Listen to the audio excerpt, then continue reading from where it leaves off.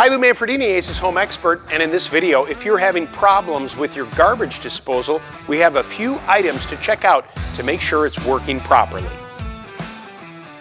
Okay, for the sake of the demo, I've got a disposal here out, but imagine that this is hanging underneath your sink. On the bottom of the unit here, somewhere there's a reset button. Right here you can see that this is pressed in, which means it's active and ready to go.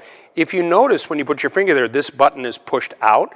Just go ahead and push it back in. That resets it and the unit should work. But if you then go hit the switch and you hear a humming or a buzzing, turn the switch off. Again, make sure that this is activated. And then the wrench like this that came with the disposal gets inserted right in the center of the bottom of the motor, and you can spin this back and forth.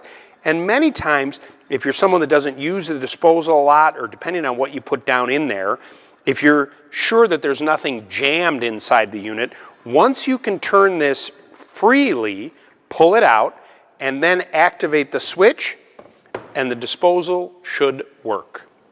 And that's it. If you'd like more advice, please go to our website, acehardware.com, and follow us on our YouTube channel.